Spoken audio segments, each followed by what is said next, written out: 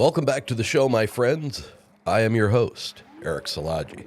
If you've had an uncomfortable experience and you'd like to have it shared here on the show, please get a hold of me at contact.uncomfortable@gmail.com. The world wants to hear your cryptid and UFO experiences. So please reach out to me and let's get yours on the next episode of Uncomfortable. If you haven't yet, make sure to like us on Facebook and Instagram, both at Uncomfortable Podcast 65. Once you get a chance to listen to an episode or two, please make sure to leave us a 5-star rating and review wherever you can. That alone is the one most important thing that you can do to help get this show out in front of more people. And with more people listening, that means more great experiences coming your way. If video is more your thing, then make sure to subscribe to Uncomfortable Podcast on YouTube, where you can get the video version of most shows. If that's where you like to listen to us, please make sure to click like and subscribe and hit that notification bell so you're notified of each new release. Take a minute and check out the Uncomfortable link tree. It's the single best place that you can find anything and everything uncomfortable, all in one spot. The link for that is in the show notes below. I've got a great show for you guys tonight. If you've been paying any attention to the sounds in the background of this intro, that should be a clue for you. It's a show that I've been very excited about putting together now for probably over a year, maybe even a little bit longer. But we were finally able to do it, get it all put together, everything lined up. I've got two guests for you tonight. They kind of go hand in hand at this point, not necessarily holding hands and skipping down the laneway together, but they are pretty much synonymous with each other. Coming back again for the third time to the show is author and adventurer Mr. Ron Morehead. You know the man. He's responsible for bringing us the Sierrasounds. He's been in this world of Bigfoot for over 50 years now, and his name is pretty much synonymous with the topic. But that's not all. I also have for you a distinguished retired U.S. Navy cryptolinguist whose career spent over 30 years in the fields of foreign language and linguistics, an expert in analysis, communications, and language transcription. Mr. Scott Nelson is also with us tonight. We're going to delve into the relationship that is formed between these two men because of those well-known recordings and how they've reshaped the perceptions of both these men. So, if you're ready, let's get into it.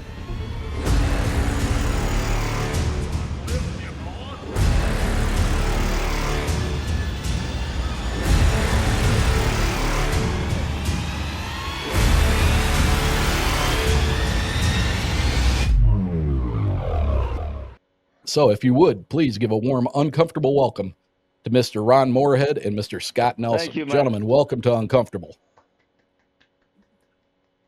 Thank you. Happy to be here. Feeling very uncomfortable. I'm feeling very uncomfortable. That was a golf clap in the background if you guys couldn't hear it. Gentlemen, thanks so much for doing this. This is something, Ron, I think I've talked to you about this probably over a year ago, and we're finally able to get it together.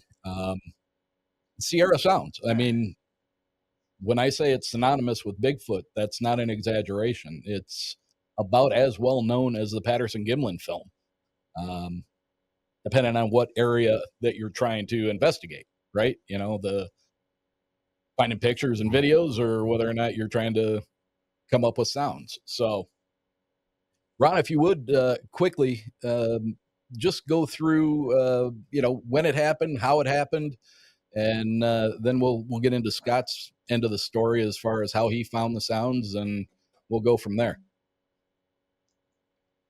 Sure. Well, it started for me in 1971. I was involved with a group of hunters and went up on the mountain with them when one of them came out with this horrific story about some monster being up there. And he was raised very religiously, Donald, and he just ran off. The next day, as soon as the sun came out, he got out of there because he heard these things, and he didn't know what to do with it, so he just left because he was very religious and didn't know where to put it in his paradigm. It just didn't make sense. So the wise one would go back, so I went back with him. He wouldn't go back by himself at all. And anyway, we walked in. He was like a mule anyway, but he about killed me getting in there. I thought I was in shape. I was in shape, but not for that altitude and for that distance and that kind of climbing. Yeah. So anyway, that's how I got started. Started running back and often as I could, I get somebody to go with me. But we started taking tape recorders in and started recording these things when they came around our camp. 8 miles in the wilderness, about 8,400 feet in elevation, I think it is. And just a very imposing area to get to. But it's really nice once you get there. So you didn't just happen to be lucky enough to have any recording equipment with you when these started happening. You started taking recording equipment up there because this stuff was happening on a fairly regular basis with you. Yeah, I was 71, and Johnson Brothers had heard them before, and they went back up with recorders. And anyway, the other guys, 5 of them altogether. I made 6, but then it went down to 5 when Donald wouldn't go back anymore. So, but yeah, we started taking tape recorders up with us. And Al Berry, we probably invited him in 1972, and he's the one that really fostered the studies at the University of Wyoming, and he also did the run around trying to get somebody to give an unbiased professional opinion about the sounds. And it showed that they were slowed up, speeded up, slowed down. There's no 60-cycle hum. And it went above and below the average human range. This is Dr. Curlin's year-long report. It's in the book Man Like Monsters on Trial. And anyway, he said they represented at least one bite of it. They represented an animal over 8 foot tall. Well, that kind of puts it out of human perspective, doesn't it? Or does it? Well, Al Berry, one of the guys, he's a guy who was investigating it. He was looking for a hoax, couldn't find one, but he had gone to Dr. Lieberman at Brown University and asked Dr. Lieberman if he would take one. Dr. Lieberman is a cognitive researcher who studies cognitive abilities in primates. And he said, only humans have the vocal mechanism for cognitive language, like we're talking now, sapient language.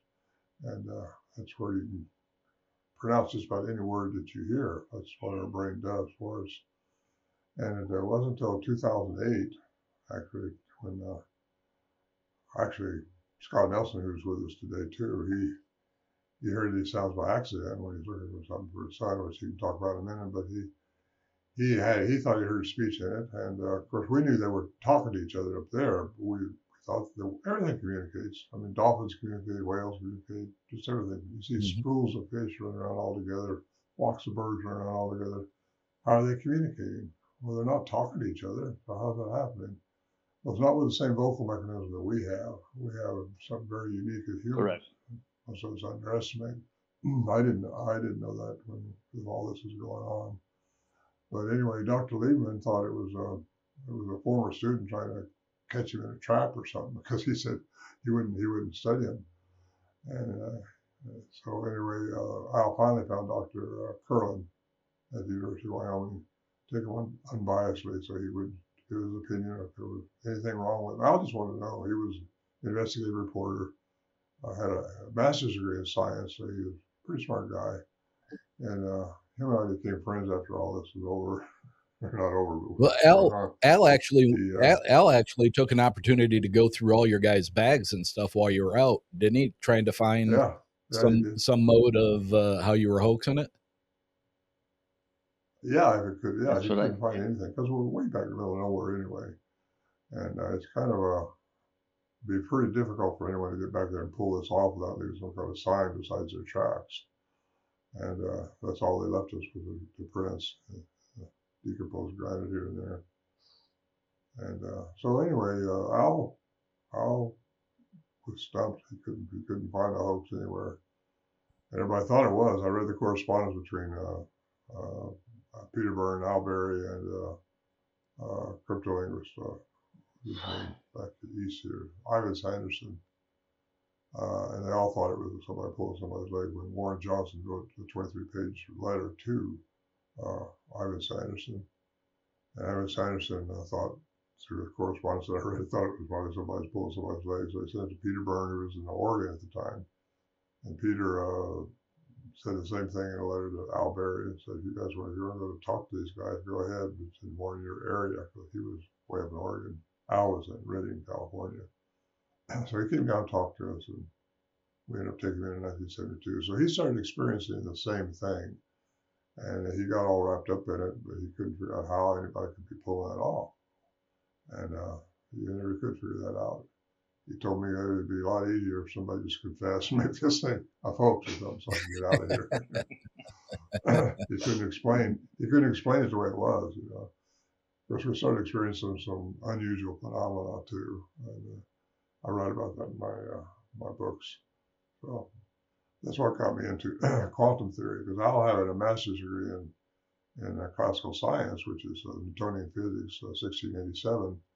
He said, you got to stay with science, whatever you do. There's some crazy stuff going on up here, but don't talk about it, because you're not going to get invited to talk anywhere. And we and I started talking about this stuff, but we kept all that close to our chest just because everybody laughed about Bigfoot in those days, you know, with there's not so much laughing going on anymore. So that's how we got the professionals on board with it. And a lot of people were seeing these things and seeing the same phenomena that we were witnessing up there at the camp. It just it's well known now, and it's pretty much, I think I've established in my last book, Bigfoot Unveiled, that they have to have a human component. And I say that without any apologies. If you got Dr. Curran says it represents an animal over 8 foot tall, you got Scott Nelson saying it's a language by the human definition of language, and you got Philip Lieberman at Brown University saying only humans have that ability, that has to put a human component in it, to me. Then you got two geneticists who had a DA study thumbs down by academia because of it had a human component in it. Well, no, I think academia better wise up, because these physicists are right. One of them was in 17,000 feet in Bhutan, above Bhutan in the Himalayas, and the other was Dr. Ketchum in Texas, had 108 samples taken to her. So anyway, it's gotten quite a bit going on, and nobody's able to debunk this stuff because it's real, number one. And anyway, I never thought 50 years ago I'd be doing what I'm doing right now with you tonight, Eric. But I think you had me on. I like talking about it. Well, I'm thrilled to have you on again. It's always a wonderful conversation with you. As far as the experience has been, 50 years plus, do you look at it as a whole? Do you look at it as a positive experience? Absolutely, yeah, I do. Yeah, it's put me on a track of researching that I never would have been on before, and just trying to find out how everything works, how the unknown really works, and how we have to try to find it. Everything's got an answer to it. Everything does. And what we experienced up there had to have an answer. So I started looking into quantum theory and found out from Dr. Christopher Brer, West Texas A&M, that from the atom throughout the cosmos works under quantum physics. Just we live in our three-dimensional environment, which only have three densities. And that's what we live with, that's what we deal with. Everything has to be measured, predicted, and everything. It's Newtonian physics, which we all learned in 5th grade. But you get into quantum theory, and it's out there, and it's involved in everything we do. And it really gets a little spooky, but it is understandable. It does. It does get spooky. It does get spooky. There's some weird stuff. Stuff. Yeah. And you can't see, feel, or touch. That's. I mean, my show, I've, over the last 4 years, I cover everything from, I spoke with a demonologist out of Kalamazoo, Michigan. I spoke with a reverend in the Church of Satan, which imagine a Catholic raised kid having a conversation with a guy who heads up a church for Satan. That was incredibly uncomfortable. But I don't shy away from, I don't shy away from the weird stuff. I've had experiences after my dad passed away, which was obviously interacting with my dad 9 to 10 months after he passed away. So those things, I've had enough experience where I don't feel like I have to prove it to anybody. I enjoy talking about it. I can still talk to somebody who had a similar experience and pull things from it and say, That makes sense because I had that happen too. But man, it is such a different thing when you get into the Bigfoot community and you start talking about the weirder aspects of people's. I just spoke with Shane Corson, who, by the way, said to make sure and say hi to you tonight. He and Todd Neese both said to say hi to you guys. But Shane certainly had a wonderful conversation with him. But he tends to steer away from talking about that stuff because he hasn't experienced it.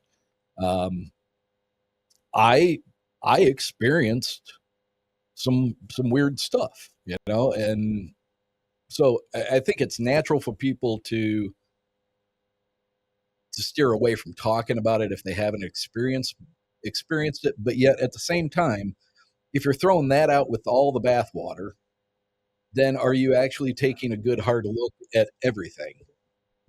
And I think the answer is no.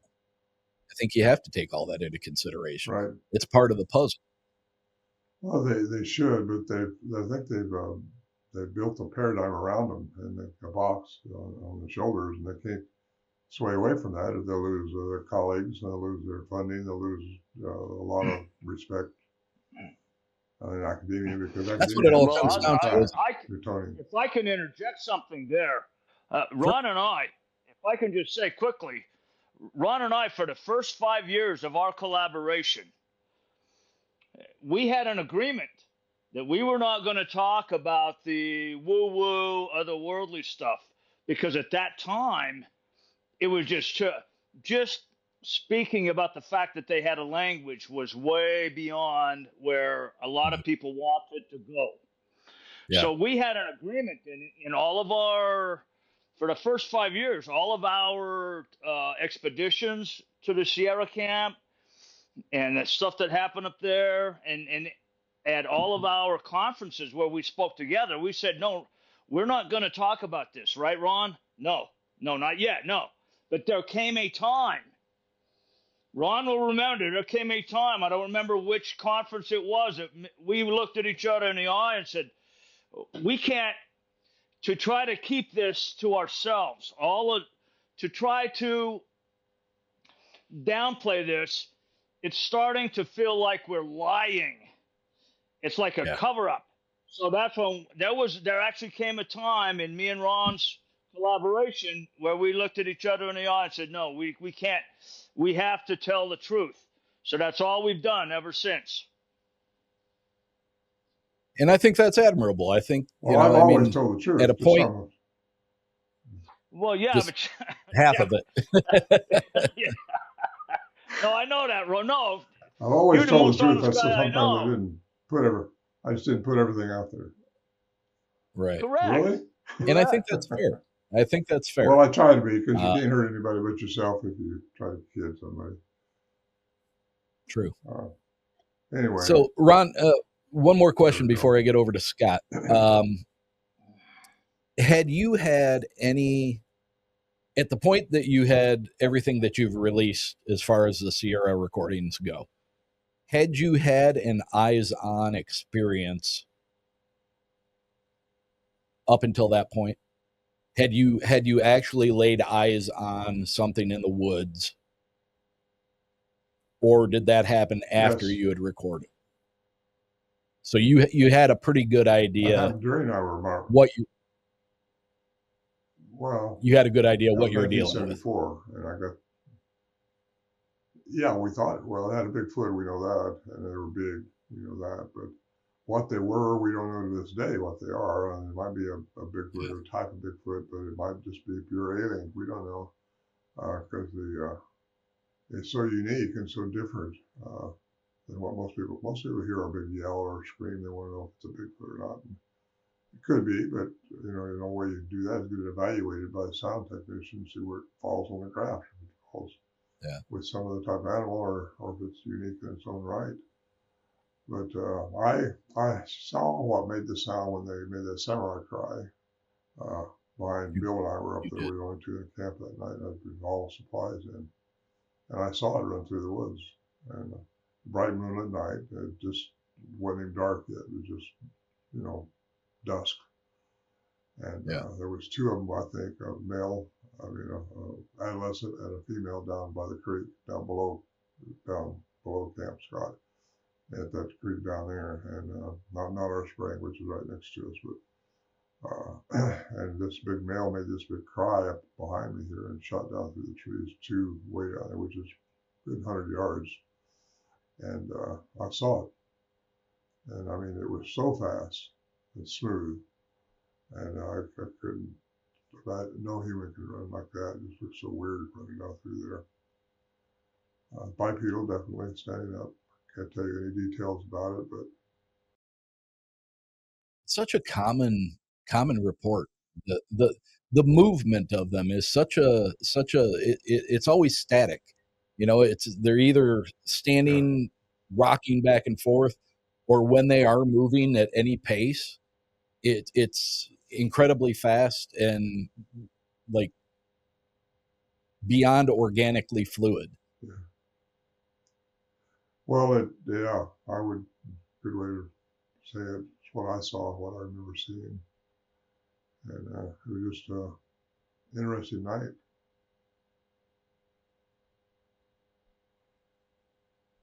I'll just say it was an interesting night.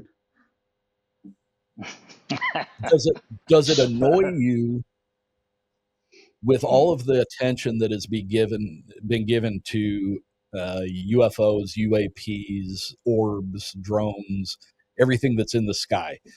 Does it annoy you that they're going after trying to prove this, and they've got this other thing that's running around in our woods and showing itself to people for hundreds of years, if not more? Um, is it a little annoying that why aren't they putting any I effort don't and get research annoyed. into? No. It annoys me. I want them to go after. I want them to show both. I'm not sure I want the government out there looking. I'm not. Good Yeah. point. Well, I don't get annoyed, but I think it'll all happen when it's supposed to, and these things will let themselves be known when they get good and ready. I think there's some enigmas associated. I know there's enigmas associated with the ones we dealt with up there, and I don't know if it's how they were made, what made them, what alien might have put the genome hex on or whatever, to. I mean, what's the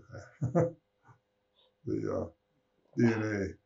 They've been manipulated, I think, from a troglodyte. But I got way back off my religious uh, time, which I was based on religion and how things came about from the Bible, thinking that was the only thing it was. But even Scott can tell you, because he also taught comparative religions in his classes. But I started looking into the way back in the Sumerian tablets, into the Anunnaki and cuneiform texts, and you get into how the stories really happened, and it really combines very closely to what we read in our Bible. Just a lot of things have been manipulated over the years, and so I don't have a problem with talking about it. Just my issue is trying to get people to understand that there's more going on than what you can see, feel, touch, or measure. And if you can't measure it, well, I mean, how far is it to the end of the universe? Come on, you can't measure everything. And but Newtonian physics Right. dictates that you got to repeat it in a paper. I got a comment from a guy here recently. Want to know why Scott Nelson didn't put his findings up to a scientific community and let them diagnose it, formal paper and do peer review. That's what I told him. I said he's not going to subject his work to some people that don't understand his work. Scott Nelson is an Exactly. artist. He's not a regular linguist. Huh? I'm not a scientist. Yes, I'm a language guy. Just a language guy. Yeah. Anyway, it hasn't bothered me at all. Well, people can do anything they want to. I saw what I saw. I think what I think, and I say what I want to say.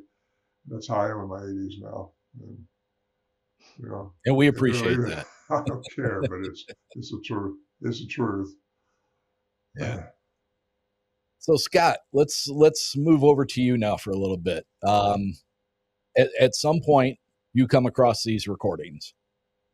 Yes. Go into that and It was quite a moment of chance. My son Stephen, who Ron knows very, very well. He and I were in my classroom, and he wanted to do a paper on Bigfoot. Well, he needed to do a paper. I said, pick a subject. There's a new thing called Google, and we'll Google this out, right? So he said, well, either Bigfoot, UFOs, or Loch Ness Monster. I said, okay, well, pick one. So he said, okay, Bigfoot. So I literally Googled Bigfoot on my, my government school laptop, right? And it came up. It took me to the BFRO website, Bigfoot Field Researchers Organization, and I said, that's awesome.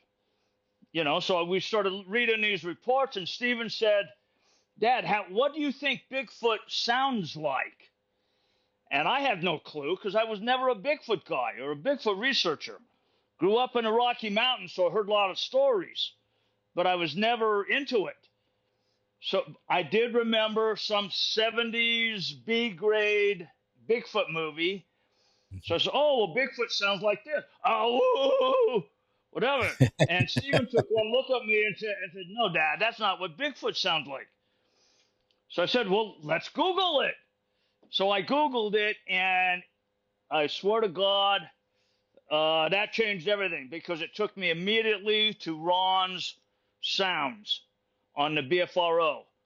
And what caught my eye is the first thing it said was samurai chatter.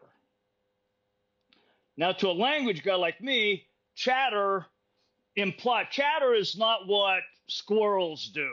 Chatter is not what coyotes or monkeys do. Right? Chatter implies language. So I clicked on that, and I heard immediately, for the first time, language being spoken. Now, it was so fast, what we call in linguistics, the prosody or the rate of deliverance was so fast that Stephen couldn't get it.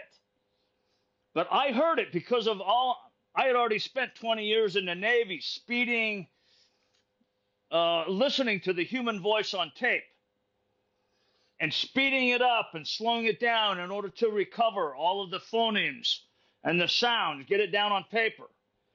So I think it was that professional experience over all those years that allowed me to hear something that my son could not hear. So I played that first clip, and I went back, and Stephen could tell right away there was something going on in my mind. I went back and I played it again. And I went back and I played it a third time, and Stephen said, Dad, what's the matter? What are you doing? And I told him right then and there, I said, Stephen, there is language. There is language in these sounds. And he said, Dad, what are you talking about? It sounds like coyotes fighting. I said, what? I said, I know it does, man. No, there's language. No, Dad, it sounds like monkeys fighting or something. And I told him right there, I said, we need to get a hold of these tapes and slow it down like Dad used to do in the Navy. And that was it. That was it. That led me on a 2 or 3 week detective journey, which I'm not a detective, but somehow, through a few phone calls, I found Ron. After about 40 minutes on the phone with Ron, I had him convinced that I was not another crazy guy. And in 3 days, I had 2 CDs in my mailbox. I had Alan Berry CD, and I had Ron's CD in my mailbox. And that started everything. But there were three things there immediately that I could tell that are, the foundation of everything that I present when we go out and actually talk about this stuff. Three things. Immediately, I knew I was listening to a language. Even though I couldn't slow it down, I could tell, right?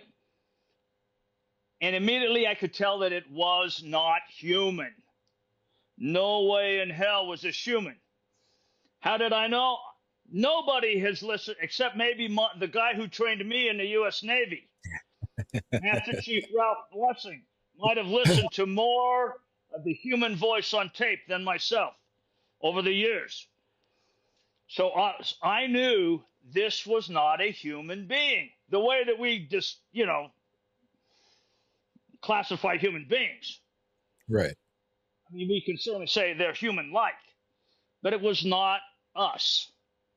And the third thing that I knew immediately is that it was not fake. And what was the telltale sign? What was the telltale sign that it wasn't fake? Quite a few things, actually, but the first thing that I always talk about on that is my professional experience. For 20 years, I was trained in the most deceptive communication practices in the world. I was a Russian.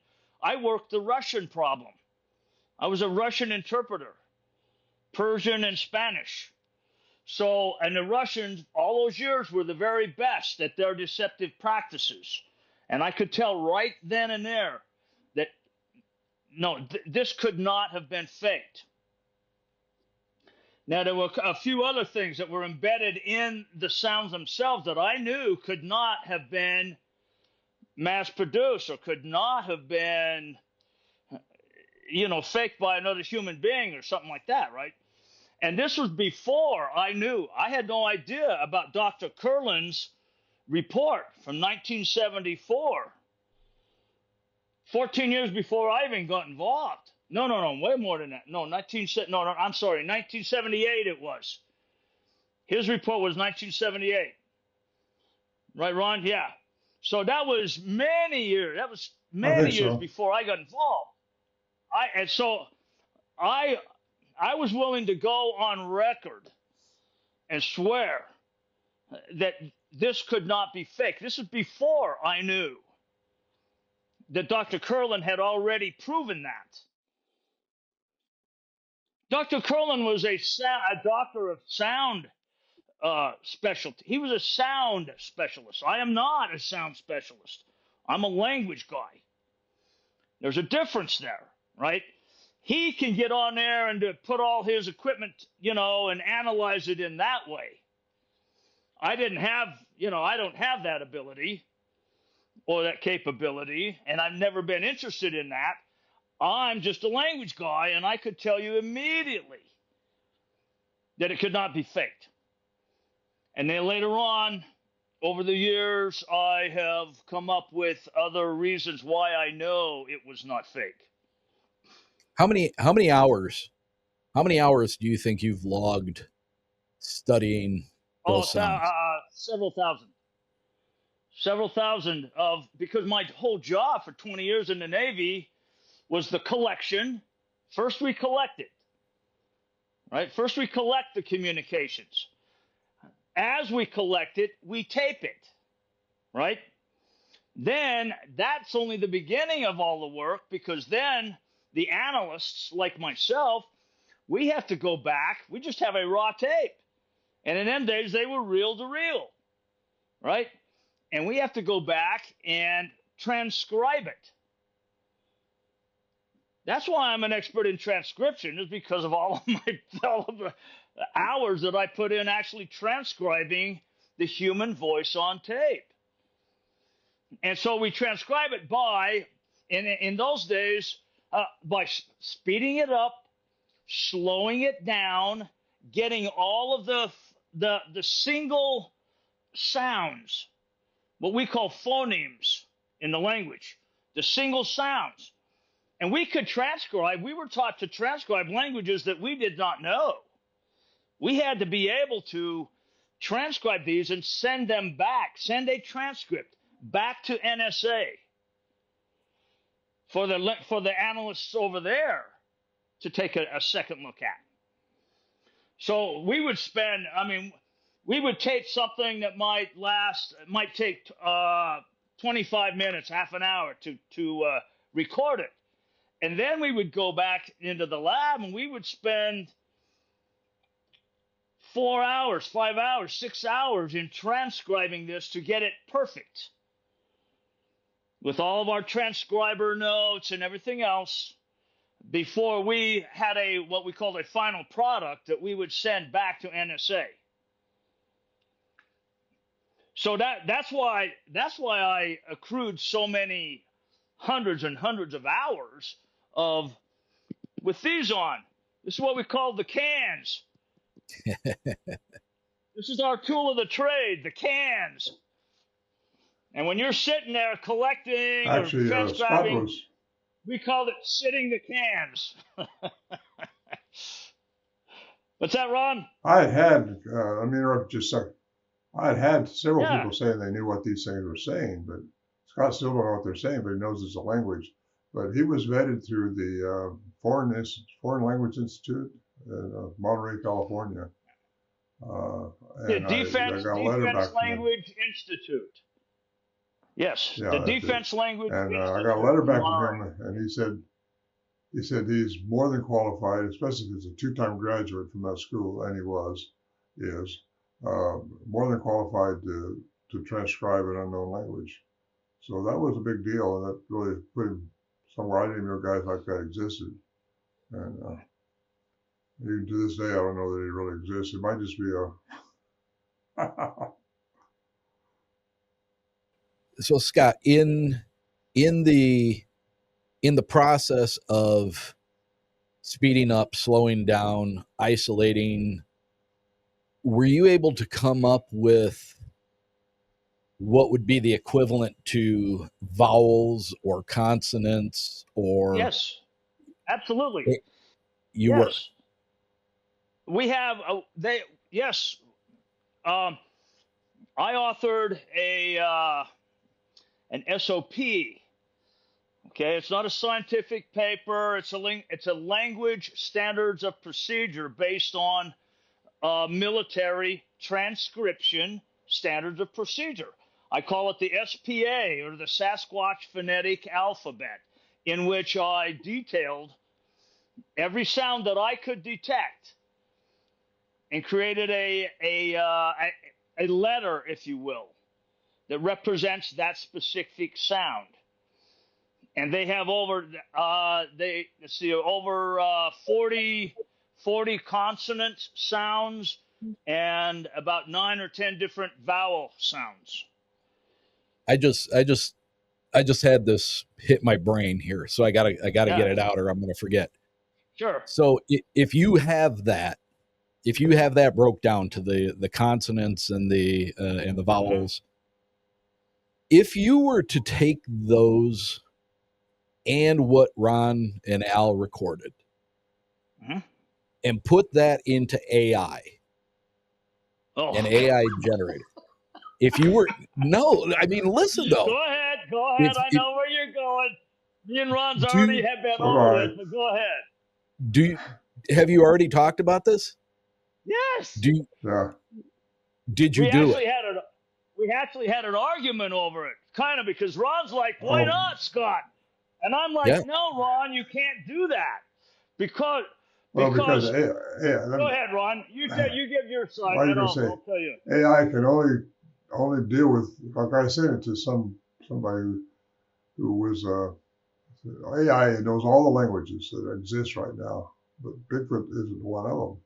It's all the languages in the world. Correct. That people that talk, and it would have to use those languages to try to figure out what this sound was. And it wouldn't match up with any of them because it's its own unique language, whatever it is. So AI has not developed enough. It has to get, I think, sentient, if it ever does, or cognizant or conscious or something, before they can ever figure that out. But really, the best way to find out what they're saying is to make friends with them, have one of them come in and have coffee with you or something. It's the only way. That's the only way. So Ron brought this up to me. He You got said to point he to a had tree some and say, guy ooger, on a podcast actually tell him that says, "Hey Ron, just send me all your tapes and I'll translate it for you because I know how to use AI." And I'm like, Ron, oh my God.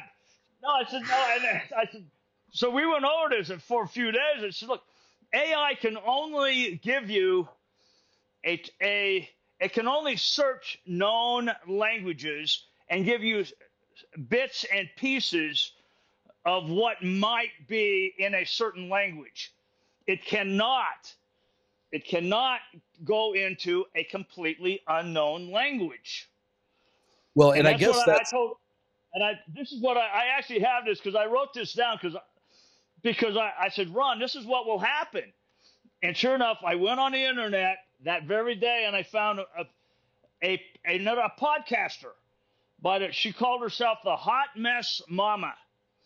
And she had actually claimed, I swear to God, Hot Mess Mama, and she claimed that she already translated several of the Sierra sounds that they found on the BFRO network, right? So she goes on, she goes, yeah, there was Russian words, Korean words, there was some Azerbaijani and some Indonesian. And I said, Ron, exactly, this made my point. So she said, yeah, it said a couple words in Russian, and then it changed to Pashto Persian language. And then it changed to Russian, and then she says, oh, and the last word was the number 7 in this hill country Afghani language, Pashto. And she said, oh my God, if there were 7 men on that mountain at that time, this scares the hell out of me.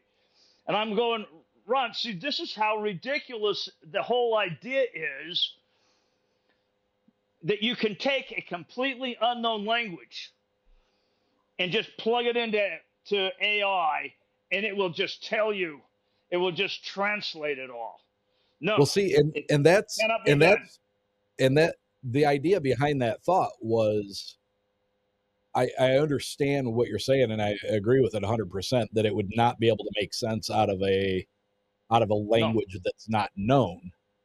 But I guess my thought was could it recognize enough that might help point to a source language or something that was similar where you could almost kind of form a thought of their language may have originated in, Asia, or it may have originated in Russia, or that is a good thought. Mongolia. However, we get that takes us straight into the whole idea of cognatic languages or cognatic words and phrases. The problem that we've had, because I and Ron in some cases together, we have presented these tapes to people of every language group, virtually every language in the world. And immediately what happens is it's a process of pareidolia, okay, where people they hear something that is totally random and foreign to their mindset. but they their make paradigm. a pattern out of it. Yeah. They try. Pareidolia literally means the human mind has a great capacity to do this, to attempt to make some sense of something that makes no sense. So the first guy I took it to was my best buddy at Jerry Masuda, native Japanese guy. I took it straight upstairs to him. I said, listen to this, Jerry. I said, and the reason I took it to him is because it was actually called samurai chatter, right? And there is that guttural staccato that we remember from the samurai TV show, from the 80s or whenever, 70s. So I took it to him and he said, oh my God. He immediately recognized several words. I said, so what is he saying? He said, I got no clue. He said, I have no clue.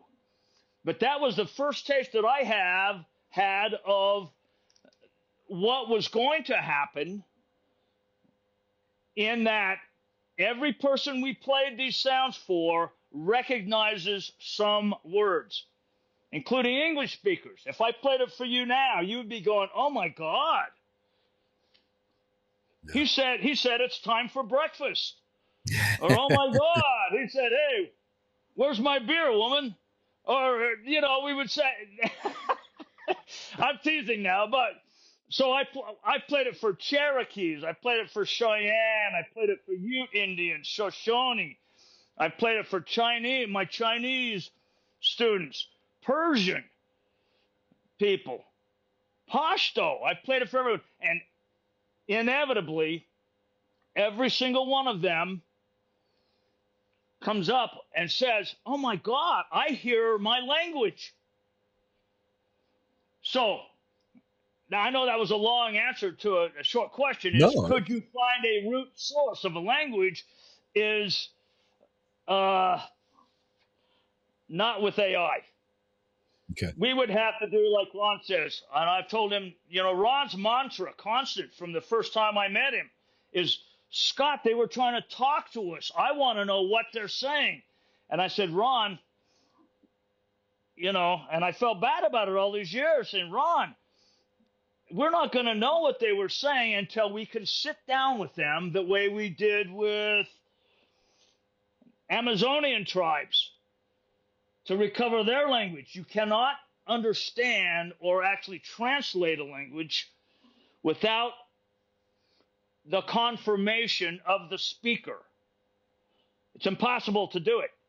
So that's why a lot of people are mixed up between the idea of transcription and translation.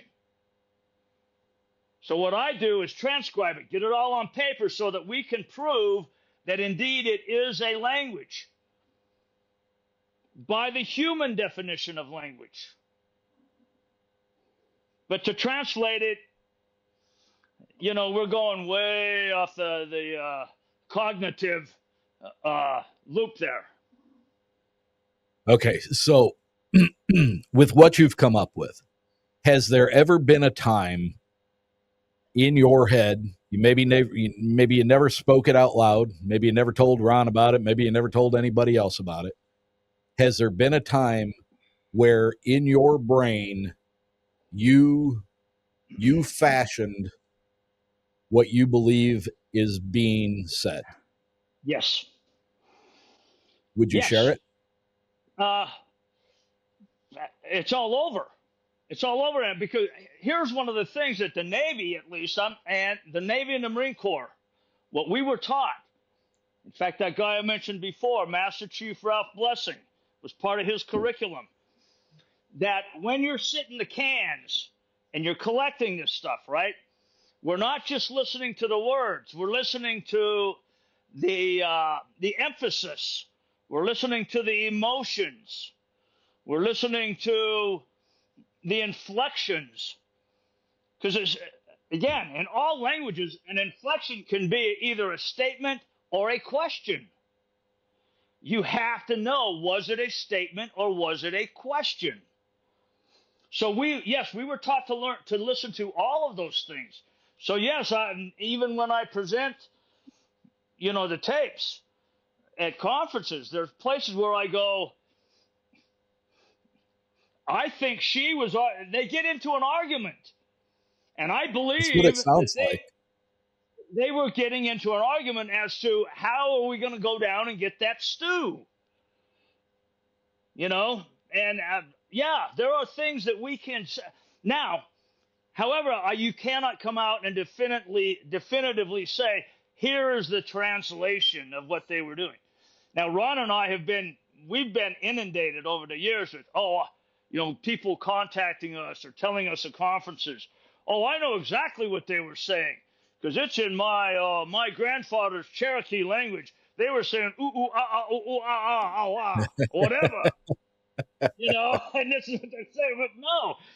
So it's all speculation. So you think the brunt of the conversation was how in the hell are we going to get that food? Well, I think there's Or where's part of it. Go ahead. I was going to say, or they might have been looking for the salt and pepper to put on us. I don't know. Yeah, absolutely. Well, to me, in one part of it, it sounds like the juvenile and the female are talking very calmly about, hey, I'm hungry, Mom. Let's go get some. Again, speculation. I'm hungry, Mom. Let's go. Hey, let's go get that food. They're telling us to come get it. They're saying, hey, Biggie, come get some dinner. Right? Now, that's an invitation in any language. Right? So I think the juvenile and the female were talking about doing that, and then the male comes in and he gets pissed. He goes off on the female, and then she hollers back, and they holler back. So I'm, in my speculation, I think she was arguing, look, let's just go get the damn food. And he's like, no, goddammit, I'm the head of this family, and we're going to do it my way. Really. Yeah. So, I mean, yes, there are those speculations all over. Then, I mean, there's parts where on Al's tape, there's parts where there's an aircraft flying over. There's an aircraft flying over, obviously a military jet, because it was flying too low. So it was flying over, and the big male Bigfoot, he goes off. He starts screaming and pounding shit and screaming, so even Al said this, and Ron, they said that, boy, it sure sounds like he was pissed off about that aircraft flying so low. And I listened to it. I have to say, man, yeah, you don't have to hear specific meanings of words to know that he was pissed off. Yeah. Right. But translation, no. Do either of you guys, do you think that there's a good possibility that even though we don't know what they're saying, we don't understand their language, do you think they have a better understanding of what we say? I do. Yes. And how do you think that came about? And how would that come about? Well, it makes sense. Vibration. Go ahead, Ron. Well, that gets into my quantum theory. Because I think if you get on the right vibration, you find the right frequency of anything, you can understand it and change it, actually. And that's Einstein. He says that comes from Paul Dirac's in 1933 antimatter equation, which won the Nobel Prize. And if it's antimatter, and it means energy and matter can interchange. We are energy at the most minute form. And it can change. We will change because energy can't die. So when this biological body dies, it changes form. And that's according to all theoretical physicists go with that equation. Right. Determine that. Einstein went with it. And he wouldn't even speculate on what he's going to turn into, but we all got to turn into something someday. You burn a table or you burn whatever you want to do, it's going to change forms. And if you can find the frequency of anything, you can change its matter. I think these things have the ability to tune into your frequency. That's how they talk to some people. I don't think they could talk to me that way because I'm too analytical. I'm very analytical, and if I can hear what somebody said at that time, I think I'm less analytical now because I think I understand I don't know what they were trying to ask me that night, but there's definitely a couple questions in there. And I have to this day to know what they're asking me. They might be saying, are you going to be on Eric's show in 2025? Well, thought that might light it up a little bit. The way I normally answer that question is that it would be natural for them to understand way more of our language. Because, especially for a species whose sole means of survival is the avoidance of humans, that's the only way they survive, is to avoid us. Otherwise, what would we do to them, right? So Right. they are so, as far as we, the research community will say that they are so observational, and it means it's so important to them. So it would make perfect linguistic sense that Spanish, for one, Spanish has been on this continent for 550 years. So it would be natural for them to speak or to understand quite a few Spanish words. English has been on this continent for 450 years. Right? So it would be very natural for them, when it's their sole means of survival is to observe and almost make mental notes. What does it mean? I would think they would know what we meant when we said a gun. Go get your gun. Or whatever. I would think, or food. Food. Simple words. Food. There's a lot of information from Native Americans that say they've crossbred with their indigenous people, and they've taken their women, and that goes way back a long way. And if that's the case, then some of them could have picked up some language from something like that. If they took a 12-year-old girl or something like that, or 13, and raised them in their culture, their language, she would have known that, but she would have also known her language. And that may be how some of them picked up, because I believe a lot of them are hybrids from that. In fact, my grandmother's sister back in the 1890s, she got kidnapped by a Native American, by a Native tribe, and they never saw her after that. That was Really? one of our family stories. And Wow. so if they do that, and I have no doubt that they do, because Native Lore says they do, and then you got the Patterson track, and you look at the tracks alone, my tracks up there, the tracks that we've seen year after year, are different. They're more splayed, they're bigger, they have 5 toes that go right across like that. Where the Patterson track is more human-like, a really impressive arch on it. And it's got toes that are slanted down just like ours, very human-like. Right. And I think that was a hybrid up there. And, well, we're all hybrids. You really want to get into the physics of it, or the biological part of it, because something made us, gave us what we have. Anyway, I can rattle on about this for a long time. I almost wonder, I've got 2 theories, prevailing thoughts, call them whatever you want. One is, like, so many people report that cloaking ability, that they can disappear, they can blend in,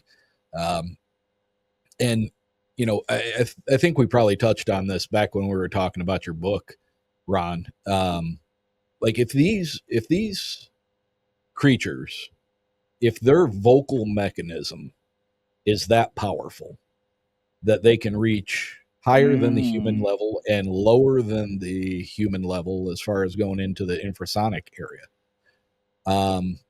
If they have that kind of control over their voice and they can change frequency, I wonder if it's not that they're necessarily changing their frequency so that they can't be seen, as much as producing a sound frequency that disrupts the way we perceive what we're seeing. That's good. Making them harder to recognize, harder to see. Good comment. Yeah. We know how powerful sound is. Say again, Ron? I say, sorry. We know the frequency of light, and they would have to change that frequency so that we wouldn't see them. Frequency of light, 430 to 770 terahertz. That's the only frequency we see in the light frequency. And if they can manipulate that, what you're saying could happen. They can manipulate that within us. They can find that frequency. Maybe they know that frequency. I don't know how they do what they do. I mean, yeah, so many things that we don't know yet. It takes me back to a documentary I don't know that it was a full length documentary. It was a show. It was about sound, frequency, stuff like that. There were two gentlemen that I remember, and they both worked in the sound industry, and they were trying to kind of break the code of what Stonehenge was. So they were granted permission to take a bunch of their equipment, a bunch of amplifiers and speakers, into the middle of Stonehenge. They were able to set everything up, and what they did was they turned their speakers to the large megalithic pillars that make up Stonehenge. And then they went from playing all the known frequencies through their equipment. And obviously there were high frequencies that they couldn't even detect with the human ear. Then there were frequencies that were causing them pain because it was within our hearing range, but it hurt to listen to it. And then as they continued to work their way down, when they got into the subsonic frequencies of where infrasound lives, the one gentleman had to leave. They had to abandon the experiment because he got very ill. And during the interview, when they were talking about the things that he was experiencing at that time, he said that his vision became very blurred, and the shapes of everything started to alter because of the vibration that was in his head, his ocular orbits. And I always kind of go back to that, and it's like, if these things are as powerful, and I did an interview with a woman. My listeners will recognize this from my 5th episode. She was a Native American. She was presented to me as a Native American witch, which at the time I thought meant like a shaman or a medicine woman. But she was actually a Native American practicing witch. And there were a lot of weird things happened that night. But one in particular was that she early in the evening, long story short, I wanted to call this episode, I wanted to find a hook to get people to want to listen, because this was only my 5th episode. So I said I was going to name it Dinner with a Witch, Date Night with a Witch. And she only lived about 30 minutes away from me. So I offered, in order to get the interview, I said, I can bring my equipment if it makes it easier, and I can do this, at your leisure. And she took me up on that invitation. Yeah. I just lost my light. Now I can't, now nobody can see me. So early on, we had gone down the road from our house, and it was a curve, about a 90-degree curve. And it had one of those metal railings, that would keep cars from driving off the road. And it was wooded area. And she said, real quick, just pull over here. So I pulled over, and she got out of the car. My window was rolled down, and she goes, that's where my big boy lives. And I said, your big boy? And she goes, yeah, SETI, SETI. Well, the only thing I ever knew SETI was, search for extraterrestrial intelligence. But she claimed that SETI was an Egyptian name, and she named the Sasquatch that lived on that property, she named him SETI. And, I'm into all this stuff, but at a point you kind of, okay, sure. Yeah. Well, she stood a few feet away from my car. As I said, the window out her door was open, and she put her hands up to her mouth, and she did a whoop. And one came back out of the woods. And I was like, come on, no way. And so then we had dinner. We took it as an opportunity to get to know each other, so we'd be more comfortable in the conversation. We got done eating. We went back to her house. We set up everything to record. And I don't know, maybe a half hour into it, we were in this room, and the one wall of this room was all windows. From left to right, it was probably 12 to 15 feet of nothing but windows from floor to ceiling. And it looked out over over some farmers' acreage. But right out that window across the street, you know how farmland, they'll keep like an acre where it'll still have trees and maybe a pond. I don't know if that's left that way to help wildlife or what, but there was one of those areas, about an acre square, outside her window on the other side of the street. And she was talking about all these different things, and she was talking about her practicing of witchcraft and all this stuff, because she wasn't just a Native American shaman. She was literally a practicing witch. And she was in the middle of a sentence, and she was just getting to the end of pronouncing the word "and" to continue her sentence. And there was the loudest, most bombastic noise. And Scott, we were both wearing cans like you're wearing. It happened. I pulled my earphones off.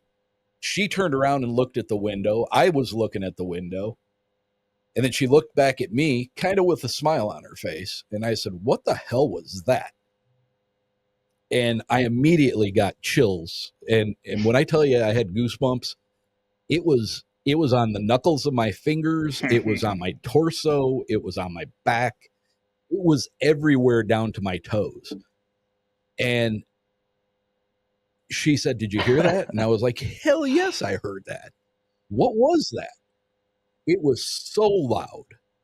So loud. And the immediate thought that went through my brain, I had two thoughts. First thought was, fuck, I left my gun out in the car. And the second one was, shit, I got 40 pounds of dog food in my back seat. I have no idea why those two things came into my mind, but that's exactly what hit my brain. And those goosebumps, those chill bumps, it didn't take too long, and they kind of dissipated. But then it came back. Only it wasn't so strong. And then it dissipated again. And then it came back again, and it was less strong the third time. It did that like 4 or 5 times, and it was like a wave. We got done with the interview. Some other weird things happened, not related to that, but she walked outside with me. I was loading my equipment back into my car. And as I was putting my equipment into the back seat of my car next to the dog food, she stood at the hood of my car and looked back towards the back of her property, which was wooded. And at one point, not too far back there, it kind of went down into a little bit of a ravine where there was a decent river, a wide stream, I guess I'd say. And then the other side of that stream went straight up. It was all wooded. She stood there at the hood of my car. She put her hands up like this again, and she goes, whoop. And about 5 or 6 seconds later, maybe 10 seconds, there's a whoop comes out of those trees. And then a couple seconds later, off to my right, much further off in the distance, I hear another one. And I was like, what the hell? Now, Ron, this happened about 25 minutes away from the brewery that you spoke at Bigfoot and Brews for me at.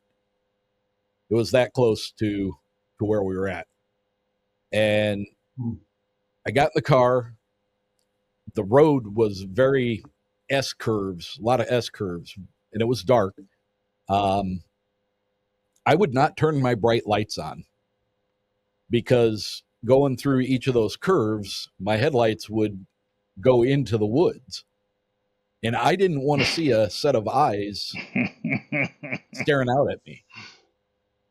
I called my son, and I said, "Holy shit, dude." I said, you got to talk me off a ledge here. I said, "I don't know what the hell I just experienced. I have no fucking idea what just happened." And he's like, what are you talking about? So I started describing it, and he's like, "Well, what did it sound like? What was this? What was that? What was this?" I started asking a bunch of questions, and I was very frustrated because I couldn't really describe what it was I heard. All I could do was really describe like how it made me feel, and then the waves of the goosebumps. All I could say was it was very loud, and I kind of got annoyed with him. I yelled at him. I'm like, God damn it, I don't know what it was. I'm just trying to figure it out. And I got home. It was late. It was around 11 o'clock. But I immediately took my my recording device and I put the recording onto my computer, and I found the spot, and I got to that spot, and I isolated it and I played it. Now I had over $1,000 worth of recording equipment in that room with that woman, and that was so loud that I ripped the headphones off my head because it was jarring. And what recorded on the recording was a very slight little "ooh." That's all you heard. And you hear our reaction to it. You hear me say, "What the hell was that?" And she goes, "Isn't that cool? That was him." And I'm like, where the hell is all the noise? Where's the loud, bombastic, just jarring, holy shit, what was that? It wasn't there. And the really, really, really, really weird thing, and I don't know that I've ever talked about this, is when I isolated that MP3, that audio file, I didn't even save it as a wave. I've got it on my computer as a wave, but I saved it as a small MP3 file because I wanted to send it to my son so he could hear what I was talking about. On your iPhone, I saved it as a file.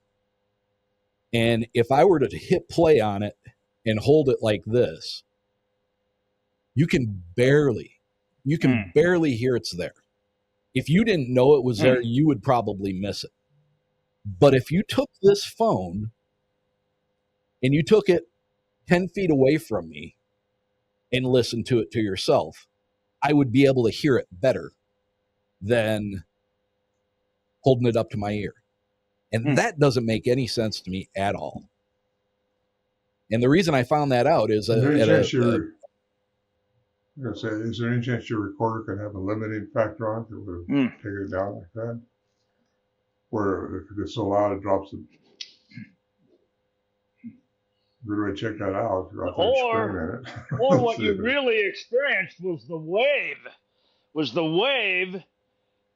that you described, and it was way more loudly. And I mean, you felt it internally where it was not audible. Yep. I think that's what it was, Scott. I really do, because it took me like 3 or 4 days, and all of a sudden it hit me. I was like, holy shit, I got zapped. That's what people are talking about when they talk about being zapped, because you hear people talk about it and I'm like, what the fuck do they mean? What does that mean? What is zapped? I mean, zapped sounds electrical. But then I started thinking about the goosebumps and the hair standing up and coming in waves. And I was like, holy shit, that's kind of like an electrical charge, like a static discharge, So I don't know. It was ultimately bizarre and still one of the weirdest things I ever had happen. I wish like hell I could figure it out and explain it, but I was glad to have the experience, but it's been frustrating. So, wow. So, oh, interesting. What I'd like to do now, and I almost, what's that? No, I have not. Since? No, I have not. I've had a couple of offers to go back out onto that property. She doesn't live there anymore. I don't know who owns that property, and I'm not willing to just go out with anybody and run the risk of getting caught on somebody else's property. I don't know. Even at the time that she lived there, obviously, I know that the property she was on, but like the woods where she claimed that it lived, I don't know whose property that is. To me, it looks like it's part of the farmland or something. But regardless, it would be an interesting trip, I believe. But I would want to do it. I would want to do it legally and with the people's knowledge that own the property. Yeah. So having had these experiences, Ron, you out there in the Sierras, you've seen things moving through the forest quickly. You've heard these things. You've recorded them. Scott, you find them by chance. You get Ron to send you the CDs. You spend thousands of hours studying this Mm-hmm. stuff. What I'd like to know from each of you is, Ron, you go first. With what you found out through Scott's interpretation of these things, how did that change? Obviously, you guys became friends because you're buddies. You've gone up there together. You do shows together. How did it change you getting the confirmation from Scott that this was indeed a language, and what did it do to the shift in your paradigm as far as your belief of what these things were or were ongoing? Now, at the time, it didn't make much of a difference other than, hey, there's somebody special here that says their language. Well, we knew they were talking to each other, but we didn't realize this. I didn't realize the significance of language until I kept going further and further and further. This has kind of been an ongoing process with me, just trying to learn more about how things happen that we were witnessing up there. But at the time we were up there, I had no idea what we're dealing with, really, other than just some big ape that knew how to communicate with each other. I didn't realize the significance of speech, and I do now, and a lot of other things I would have done differently now that I didn't do then. And we just underestimated these things, thinking they were just some big ape out there in the woods. And that's what a lot of researchers still think. That's why they're putting up these trail cams and all that stuff. Well, trail cam companies are getting pretty rich off this. It doesn't seem to be bringing anything. Maybe they'll get lucky one of these times, but well, maybe they'll get lucky. I don't know, but I don't believe in trying to trick them to start with. I just want to find out more about them because I think what we're dealing with up there was something very, very unique and very special. And I think they're trying to tell us maybe how special we are as humans. Because they can't do what we do, we can't do what they do. They don't pay taxes. They don't go to school or nothing, but they know more about how to live than we do probably. Whatever they are, they're special. But we have been given dominion on this planet to do what we will. Unfortunately, a lot of people choose to try to shoot one to bring in the bigger buck, dollar. How do you feel about The that? dollar prize. I don't like it. I mean, I wouldn't do it. We weren't going to shoot one up there unless we were attacked or something like that, but we realized that probably wasn't going to happen, or it would have already happened.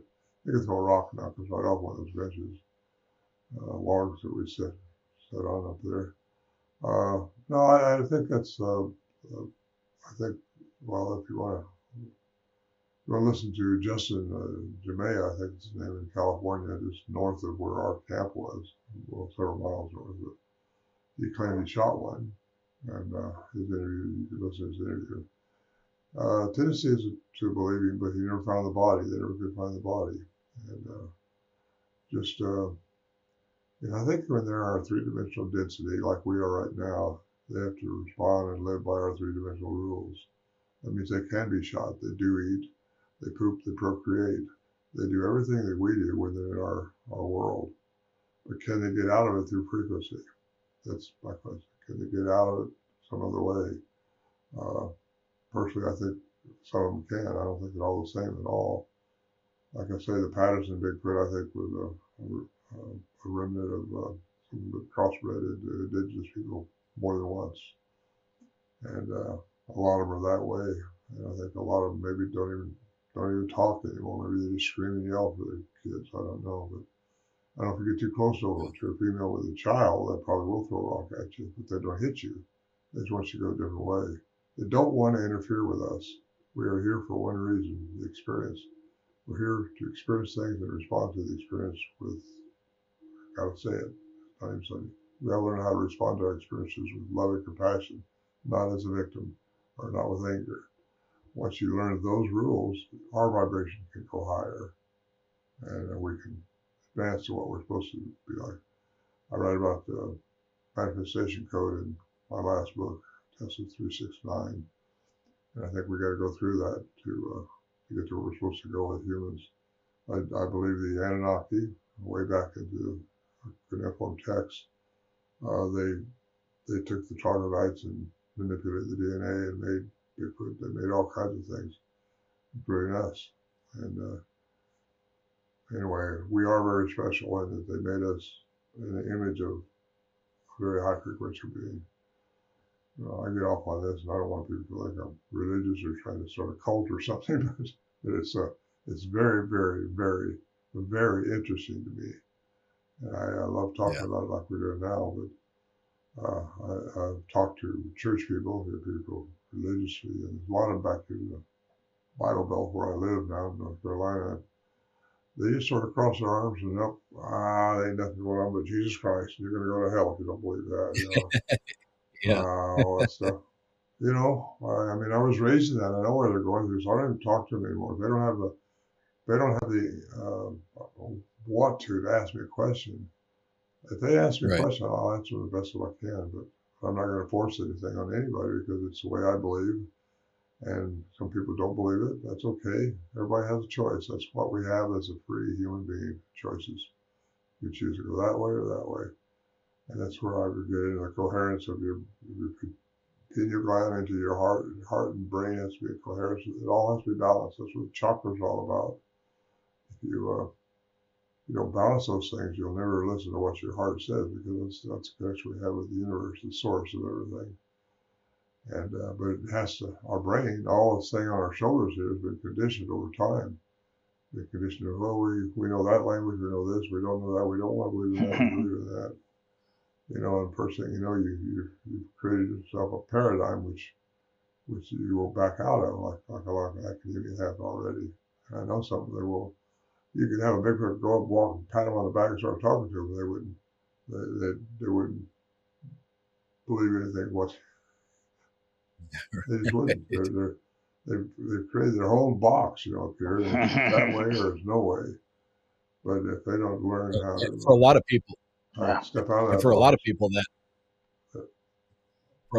that box is airtight. We've all been conditioned. I really like a parachute. If it don't open, it ain't gonna work. We have to open up our box and let our mind understand there's things we don't know that we have to learn. And quantum physics, I think, is the key to learning. Like Tesla said, well, one man calls God, another one calls the laws of physics. Then you got Edgar Mitchell, who said that it takes classical and quantum sciences together to have clear perception. And if you want clear perception, you got to understand that there's laws going on out there that don't conform to classical science. And what I experienced up there in the woods, and the other guys too, it does not conform. And you got to have an answer for it. I think quantum physics delving into that is like disappearing. I had too many people tell me they disappear. I used to put them on the shelf for the funny part, but I don't do that anymore because there is a rule behind it. It's Paul Dirac's antimatter equation, which 1933 was established. He got the Nobel Prize. I mentioned this before. It's a direct exchange of matter and energy. And you got that established physically by CERN in 2012 when the Hydra Collider changed the particle into energy. You won't see energy, but you can sense, you can detect it. And when people just have to understand there's so much more going on.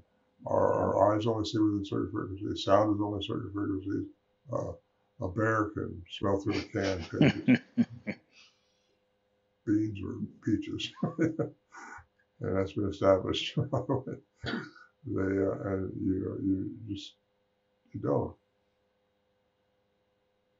you don't hear ultrasound or infrasound, but I have no doubt that you talk about frequency and you talk about frequency and vibration, and one of my second crazy theory to go along with them creating the issue with our vision is that's a good one, by the way. I like that. Thanks. Not that it's real, but it's possible. Right.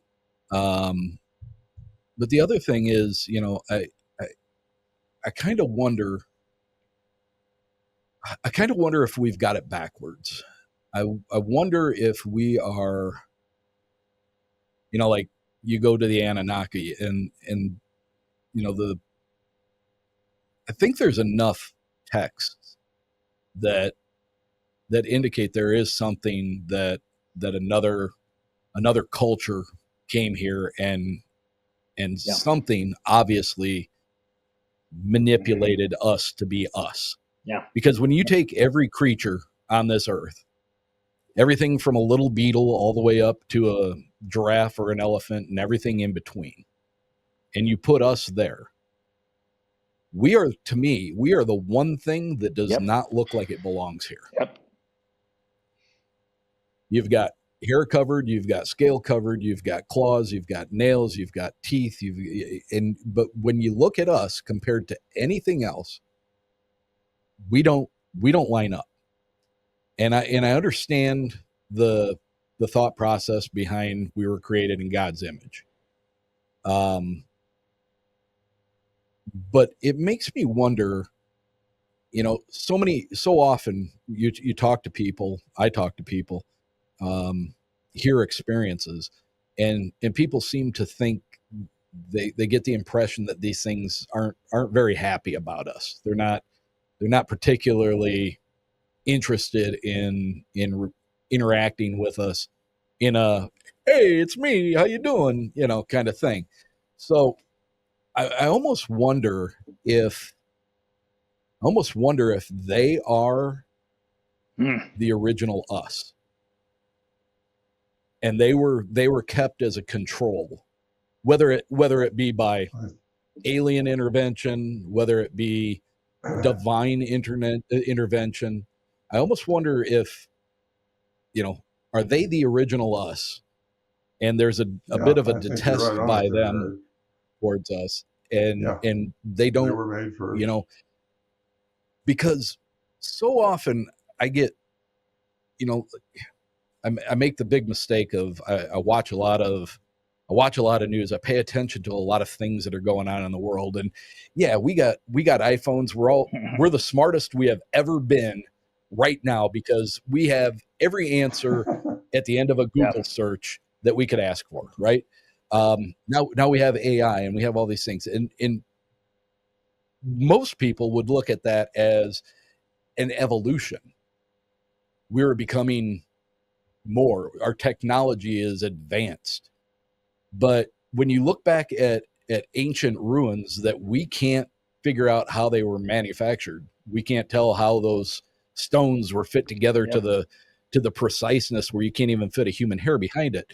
I almost think that we are going through a process of, we as humans, Homo sapiens sapien, a process of de-evolution.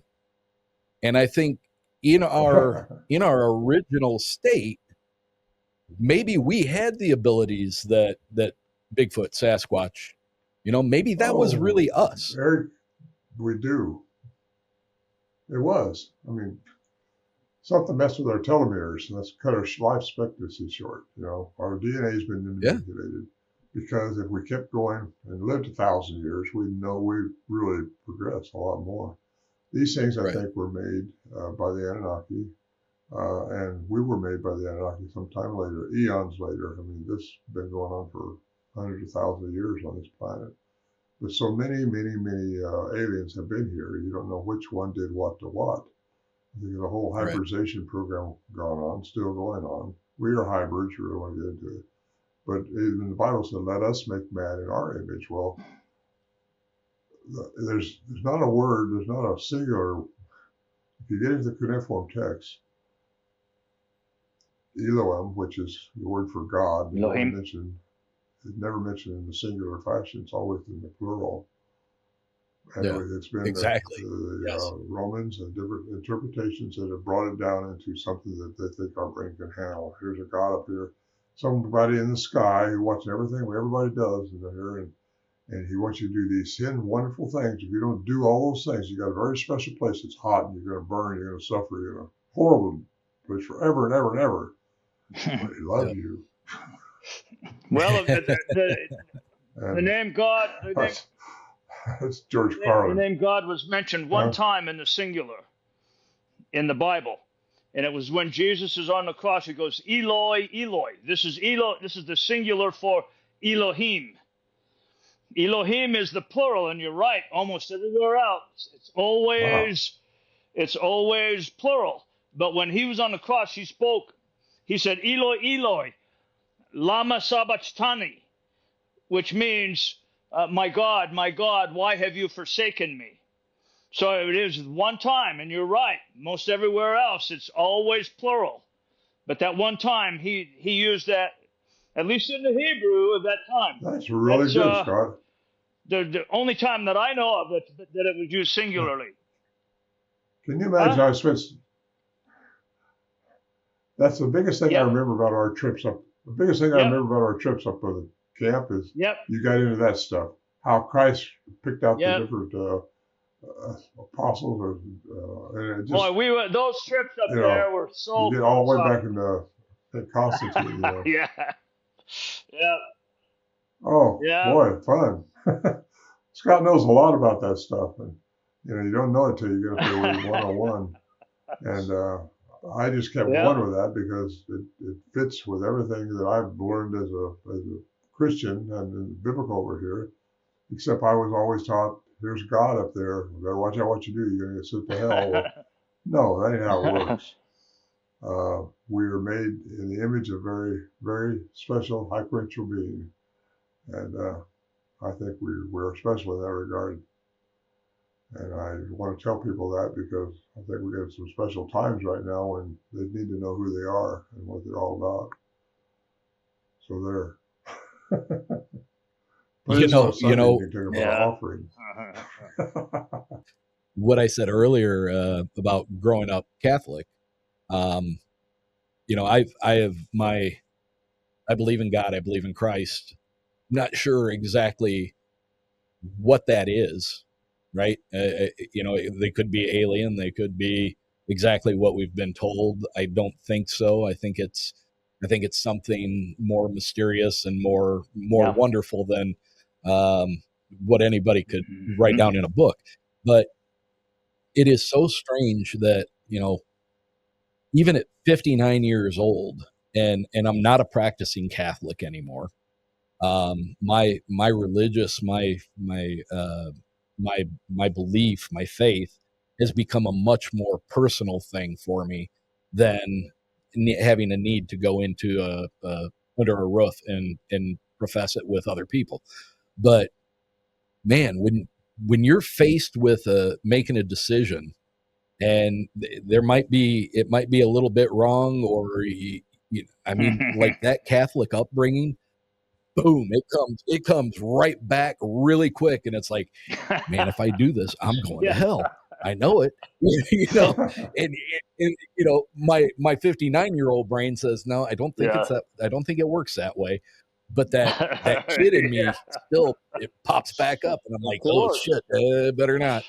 I used to always ask the question when I was involved in churches, who's going to be in charge of hell? Who's in charge down here? Anyway? That's when you were looking for the application for the job. First of all, it's not like that. I don't believe. So Scott, let's turn over to you now. We got about a half hour left, and then I'll let you guys go. But kind of the same thing that I was asking Ron. Mm-hmm. Once you tore into this, I know you don't talk about it much because it happened so organically and so quickly once you entered into looking into this, but you had a sighting. How did finding these sounds, how did it change your life? And has it changed it for a good, or has it been very negative? It's complicated my life, that's for sure. But it couldn't have complicated my life in a better way. Like I say, almost immediately in my schoolroom that day, my whole paradigm changed. everything about the way that I saw the world. I was a philosophy guy, a language and philosophy guy, so I was open. I was always open to aliens, UFO, whatever, right? Because if you're a philosophy guy, you have to be open to possibilities. But when that happened, it immediately changed everything in my life. Then when I got the tapes, took me 4 months to transcribe all 90 minutes of them. Then the first thing I did was get in a car and drive to California to meet Ron and Al. And that became very, very important to me immediately. And Ron welcomed me into his house, and Al's sitting there, and he knows I'm an old Navy man. First thing he did was hand me a beer, right? And we sat down, and the first thing that we started talking about is, I says, you know, the thing that has me puzzled is that I cannot believe this, all of this at the time.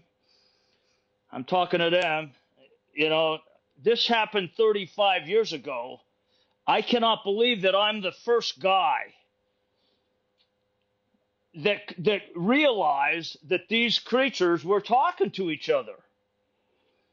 It's not because by that time I had read every Bigfoot book I could get a hold of, including the new one, Sasquatch Meets Science or whatever. I read everything I could get my hands on because it was so new to me.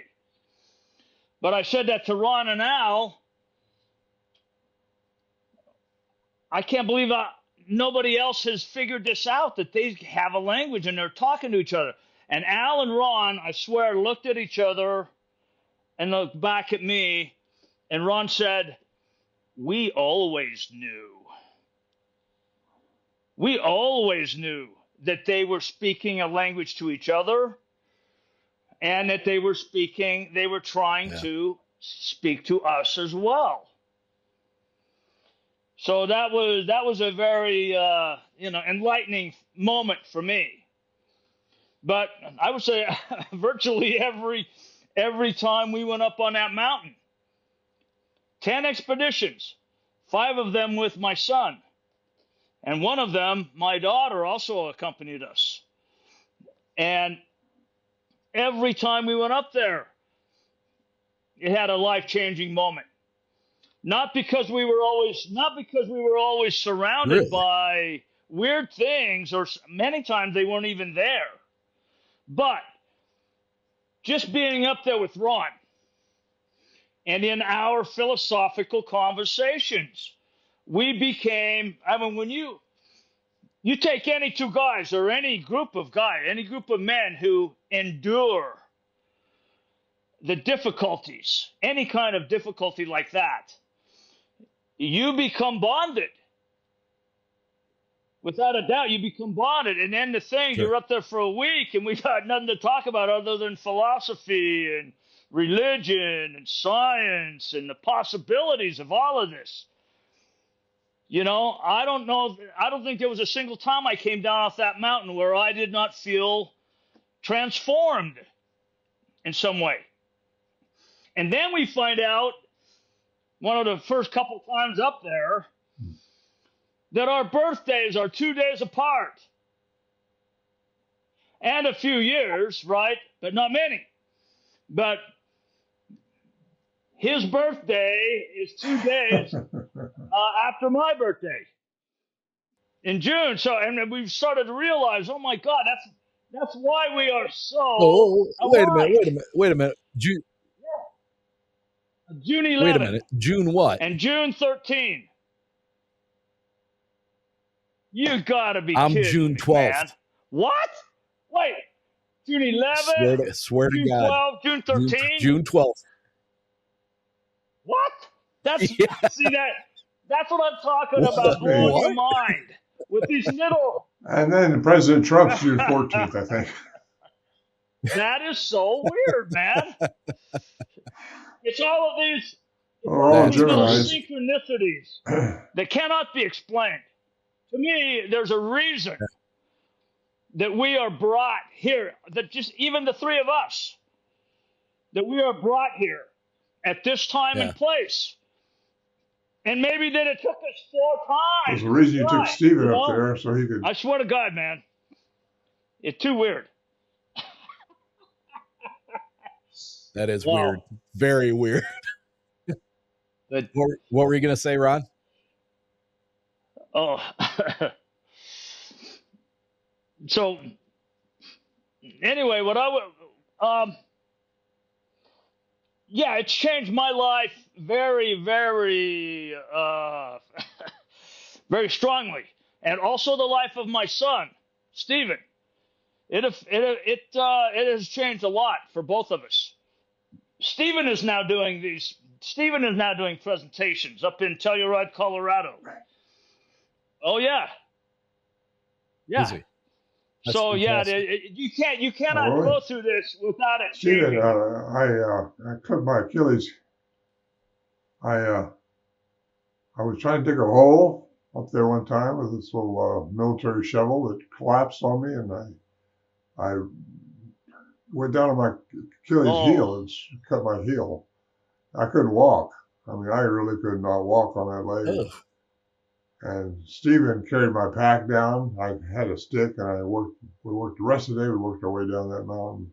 Man, that was a trip. But I take my hand off to Stephen. I'm glad he was there that time.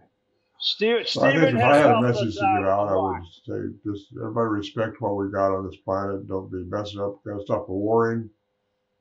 Yeah, more than once. Yep. Yeah. In fact, Scott wants to say he saved my life one time when a horse threw me up there. Yes, I did. And Stephen saved your life twice, and he saved my life once.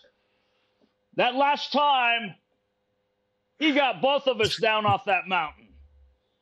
The last time we went up there with Dave Polides. What are kids for? The what? Oh, yeah. What are kids for? Well, he wasn't with us then. Yeah, Stephen got you and I both down. Was Stephen with us then? Yes, he was. Remember, he did all the sound thing for Dave and his camera. Well, I got a good memory, Scott. It's just not very long. Yeah, he was the one. He was the one that he would take you down and then hike all the way back up and get me and make sure I got down. All the way down off that mountain, because remember you decided you couldn't take the horse down. Certain spots up there. By the way, there's a documentary coming out on the Sierra Camp this fall by Brad and Jill, Renaissance production. I want to give that a plug because that would be pretty good. It's going to be over how long. It's really about the Sierra Camp, and they do a good job. So everybody watch for that one. I just saw a promo poster for Brett that. and Jill Remmons.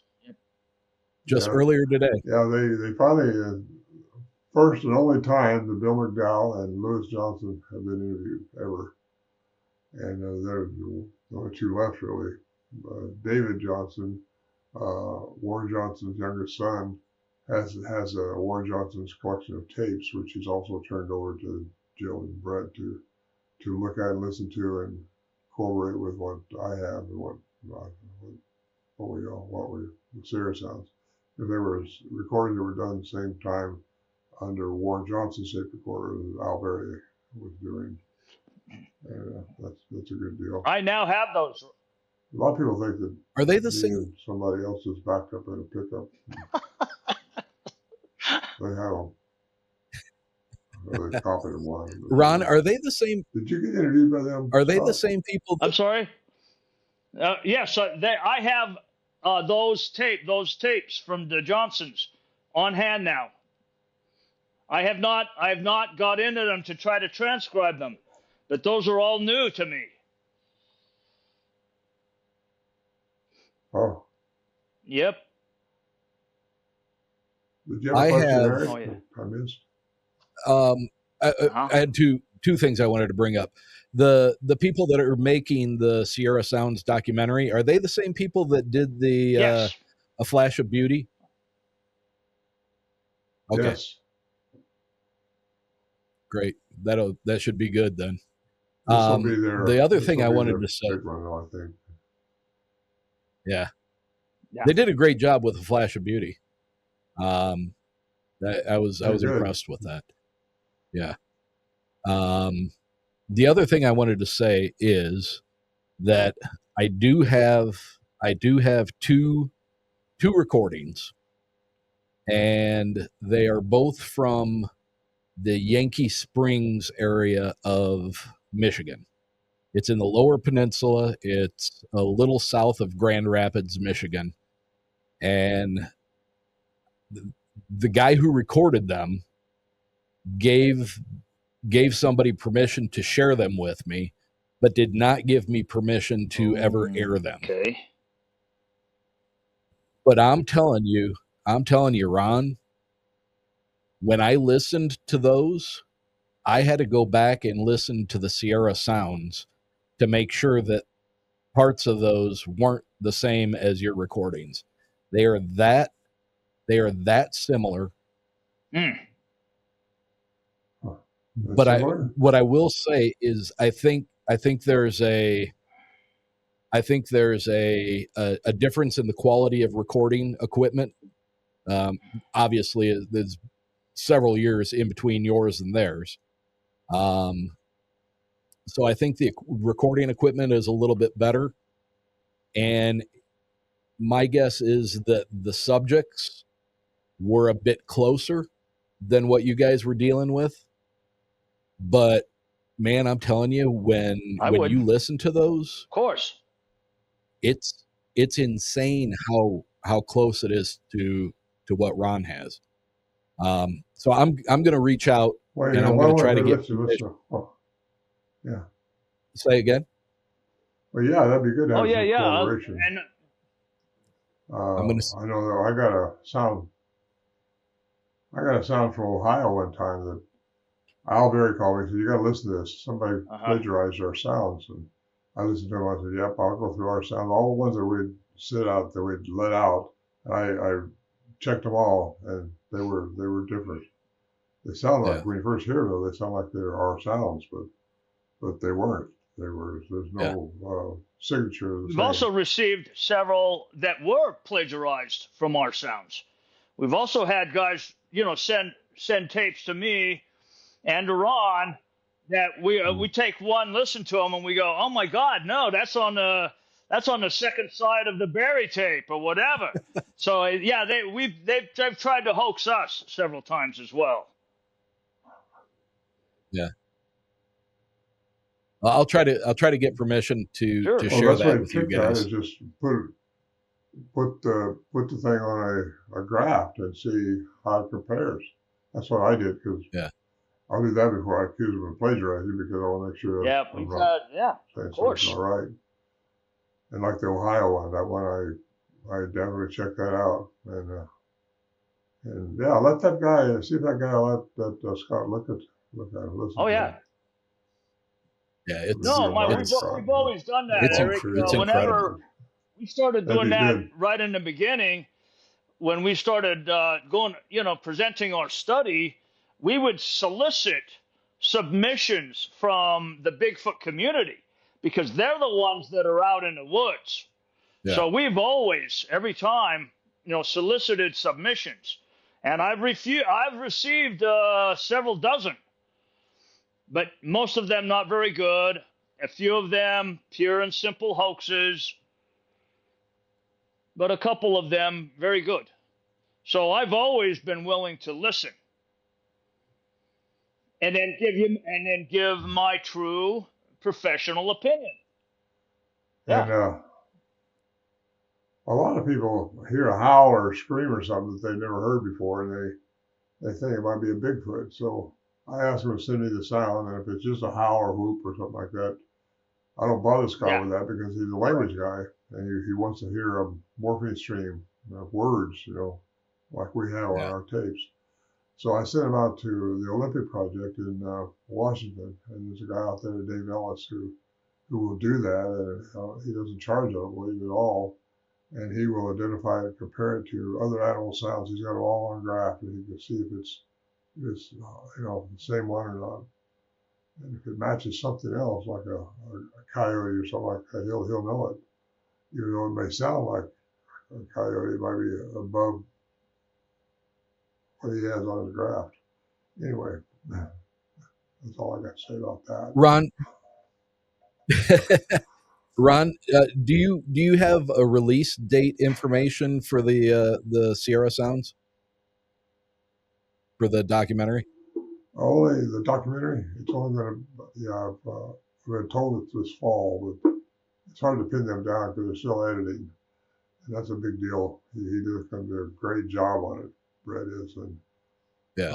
I'm going to see him at Bigfoot reunion here in 4th of July, I think it is, out on the West Coast. So we'll talk more about it then. But I think they may come out with another trailer for it, because the trailer they got now is just the one with me and Bill and Mike Val and Lewis Johnson and my daughter Rhonda, and who's had sightings up there, and also Dale. Yeah. Him and Rhonda about the same age, and they used to go there with Bill and I. They had some experiences up there. So anyway, the interview is only 3 minutes long, I think. I mean, the trailer or something like that. And it's worth listening to. It's a good one. And so there. As soon as I know, everybody's going to know. Scott? Yes. Scott? Yes.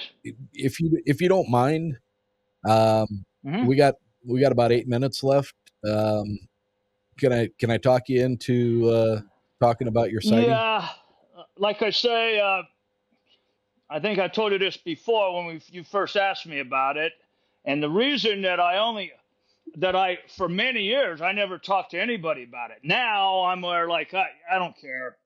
At this point, I don't care. I will tell anybody about it that pushes me to it. But the reason I didn't want to tell anybody is because I'd only been up on that mountain a couple times with Ron.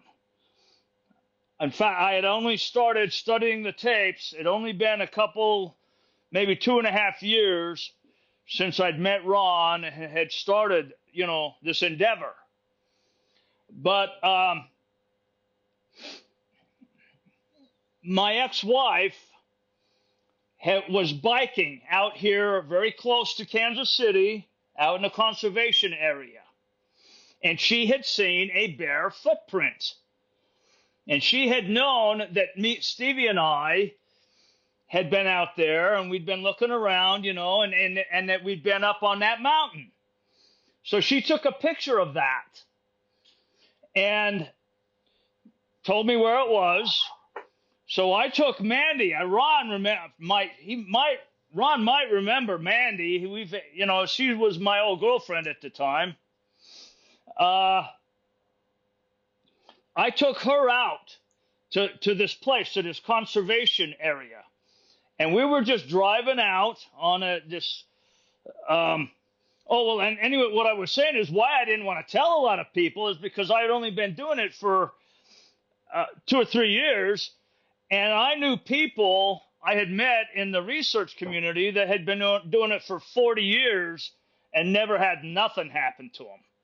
So I thought that if I went out and started talking, oh, hey, yeah, I saw one, blah, blah, blah, that I would sound ridiculous talking about this to people that never had anything happen. So, but anyway. Right. She and I were in my old Ranger pickup truck, and we're just going out on this little access road that cuts cuts the conservation area right in half, and we're just going out there really relaxing. And she was total skeptic. She was a complete and total skeptic. That's why one of the reasons I took her. I said, look, I'm going to take you out there where we think there's some things going on out there. Well, it turns out, and I didn't know it at the time, it was opening day for archery season, for deer hunting archery season. And so I'm going down this, and so all of it was full of archery hunters, and they were out. And of course, the archery hunters, they have all of their tree stands and stuff like that.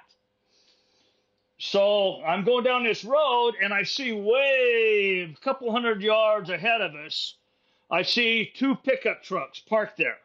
And I knew from past experience that very near to that is a couple of these tree stands. So in my mind, I'm seeing those pickup trucks way down there. I'm going, okay, well, there's going to be hunters up there. And just as that thought crossed my mind, I see that the biggest land mammal that I've ever seen in the wild run right across in front of our car, in front of my pickup truck, probably 40, 50 yards ahead. And he was on all fours. He was on all fours. This is the thing that was weird about it. But he was so massive. He was so tall. And he ran across the road from one side of the bushes to the other side in less than 2 seconds. It was like, and he was running like boom, boom, boom, and he was gone. And I drew a picture later when I got home of what I saw, and I asked Mandy about it, But he was looking away from us. He didn't see us. He ran across that road looking away from us right up to where those tree stands would have been. So that's why I think he just didn't even notice we were coming. We were coming very slow, not in a hurry, not making much noise. Boom, boom, boom. He ran across there so fast. And I remember his shoulders were so much higher than his rump. His rump was way below, which obviously makes you realize that his arms are much longer than his legs. And I stopped the car. I stopped the car immediately, and I look over at Amanda. I said, "Did you see that?" And she said, "That deer had the biggest butt I've ever seen." That was her reaction, because she still, in her paradigm, she could not allow for it to be a Bigfoot. She said, that deer had the biggest butt I've ever seen. I said, "Mandy, that was not a deer." I said, "Did you see a neck?" She said, "No." "Did you see a neck with a head?" She said, "No." I said, "That was bigger than any deer." She said, I know. So, yes, we both saw it. She was a complete skeptic. And honest to God, that's the only reason that I really believe that I saw it, is because she was there and I asked her, and she said, "Yes, I saw it." And she was enough of a skeptic that she didn't say, "Oh yeah, I saw Bigfoot." No, to this day, it's hard for her to go there. And that day, I drove right home, and Ron was the first one I called, and I said, "I'm not telling nobody this because nobody else is going to believe me." And I called a local guy who's passed now, Bill Bowen. He's passed on now, but he was the only other guy I talked to about it. So it's interesting the motion that you made yes. with your arms, as far as how it was motating across on all fours. Very much gorilla-like. Very much gorilla-like. Well, it would be like exactly how a human would lope across the road if he was on all fours trying to get across there fast, especially if he had arms that were longer than his legs. We would be like, and trying to hunker down. Do you think maybe that was, I suppose it's possible. There bears in that area, right? No, not in this part of Missouri. There are very few bears. There's some down in southern Missouri, but no, there's no way it was a bear. No, it was No, big. no, It's bigger I'm than not a saying that mule deer. you could have mistaken Its it, but shoulders were high, bigger than not what I'm a saying, whitetail. It was bigger than a mule deer at its shoulders. yeah, That's what was so. The thing that yeah. impressed me immediately was how big it was and how fast. Yeah, I wasn't Right. suggesting that you Uh-huh. mistaken. What I'm saying is, could it have adopted that posture to get across the road, looked away Oh, from you so you didn't see its face in an attempt oh, who to knows? Oh, disguise itself? I don't put You know, anything. Yep. if I don't go across this road, on two Oh, legs, who they won't knows? know Yeah. it's, Oh, you know. I won't put anything past them. Like Ron says, I don't believe you can trick them. You can't trick them, but they sure as hell know how to trick you. I'm sure Ron would Yeah. agree with that, right? Yeah. Yeah, I don't think you can go out with any device or any modern technology or a cage or anything like that and think that you can capture one or trick them or any of that. I think they think that we think Yeah, we're smarter than them. because we do think that, They think that we think we're but we're smarter than not. them. Yeah, And we do. Yeah. but we're not. What I Mhm. say, once you take 1 foot into those woods, you are no longer on the top of the food chain. You take 1 foot into their territory, believe me, they know you're there. The same way as if one of them took one step into my front yard or backyard, I would know he was there. But you take one step into those woods, and you are no longer on the top of the food chain, even though we think we are, because we got a 30-06. But no, no. Right. So there you have it. I gave it to you, Eric. Oh, now you owe me You a gave beer, it to even me, though and if I you don't drink appreciate that. anymore. When I get up there someday, you owe I'll me a buy good you one. Irish beer, right? I'll Okay, buy you one. Hell yeah, I'm we got sure you plenty do, of Irish places around here. bud. Gentlemen, it's been 2 hours. I could talk to you for another 2, but I'm not going to put you through that. You're welcome, Thank you man. so much for taking the time and working with me, getting this together. Ron, you and Scott both, if you have things going on, if you got conferences coming up that you're going to speak at and you'd like to promote it, please feel free to do that now. Okay. I got a couple. One's in Pennsylvania, I think, and the other's in Tennessee this year. I don't have my calendar, so I can't tell you the dates, but I got something else in August, I think. Can I don't people keep track of that. I just put find my out on your calendar website? there. Okay, I better get plane ticket. They should be able to, but no, they can't. I don't keep up with that. I should, but I don't. I got you. I should do a lot of things that I just don't. I'm just lazy. I got complacent with all this, almost. But I'm You've happy earned it. with it. I appreciate you inviting me on tonight too. Likewise, man. Thank you. It's always good to see Scott. You're always welcome here. Well, thank You you, guys are Eric. always For me, welcome it's always here. It's been a privilege to be sitting next to this guy, and to be able to talk about the stuff that we do. Well, I'm grateful for that. well, hopefully, Yeah, hopefully you guys wait a second. got to say some things that maybe not doesn't always get out there. Well, my book. There we go. A book. Yep, the Quantum Bigfoot. My second book. Yeah, I got your other book right here. But it's all on my website, ronmorehead.com.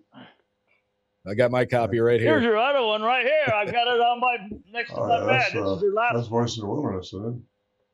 Oh yeah. Boy. Yeah. It don't go very far This away. continues on with this one a little bit, but it's anyway. All these are downloadable mine's on my actually, website too, or you can order the hard copy. All right, you're guys. kind of in the dark there. It's coming a little bit. Yeah, I lost one of my lights. Sorry. You lost that right when you were talking Scott, about do you have the anything? witch. I got this little portable light I put up here. That You're light right. was It switched did, off right when you didn't were it? talking about the Native American witch, so that kind of spooked me a little bit. Those kind of things Yep. happen from time to time. It's a little weird. Yeah. Scott, what have you got anything going on that you want to let everybody know about? Nothing specific. I'm actually waiting for Jill and Brett are going to make a trip down here to interview me for that same movie that's coming out in the Awesome. fall. We've been trying to put that together for several months, and no, it didn't work out because we had that snowstorm. Oh, that's right. Yeah. We had a snowstorm, so they're still trying to get down here, and they're actually going to be in Colorado, and they might even interview Steven. Which would be fun. Hurry up. You know, that'd be fun. I want to see it before I pass on. I know, yeah. Or my energetic body changes form. Oh, come on. Well, everything is energy, like frequency, and vibration. Everything in my new form is that. You're right. Yep. Correct. I agree. That's correct. Yep. Gentlemen, thank you so much. It's been an absolute pleasure. Thanks again, Eric. Thank you. You're welcome, Eric. Yeah. Take care, man. Call anytime, man. Thank you, guys. All right, Blid. See you, Ron. Love you, man.